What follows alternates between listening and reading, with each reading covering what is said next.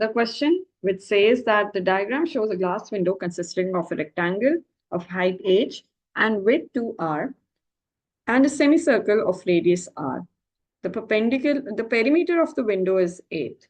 Okay, since they've mentioned the perimeter, we're going to start the question by writing the formula for perimeter of this shape. Perimeter is sum of all the boundaries, so that's going to be 2r plus h plus h, so plus 2h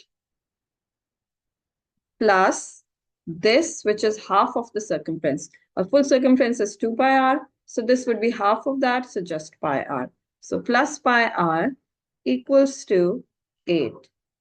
Okay. Now we have to write h in terms of r. That means we need to make h the subject. So 2r goes to the other side, pi r goes to the other side, and we're left with 2h, and then 2 divides. So we get 8 minus 2r minus pi r upon 2.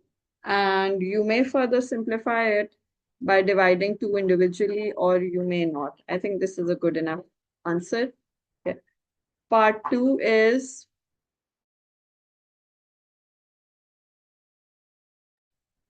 okay. Part 2 is show that the area of the window is equals to this. Okay, so area would be area of the rectangle plus area of half of the circle. So that's going to be 2rh plus pi r square upon 2. So pi times radius square divided by 2. Okay. So that's going to be 2r. We already know what h is. We have the expression for h. Sorry, this was h, not r. So h came out to be 8 minus 2r minus pi r upon 2. And then plus pi r square upon 2. I'm going to cancel this 2 and 2. That gives me 8r minus 2r square minus pi r square plus pi r square upon 2. These are two like terms. It's minus pi r square plus half pi r square, which is equivalent to minus 1 plus half, which is going to be minus half. So minus half pi r square. So we get 8r minus 2r square minus half pi r square. And that is what we were supposed to show. And we've shown that. Okay. Next is part 3. Given that r can vary, find the value of r for which a has stationary value.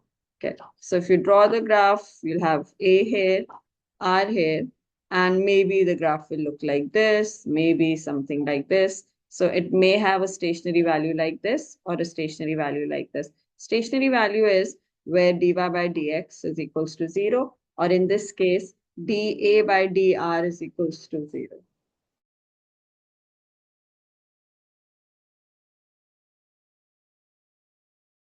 Okay.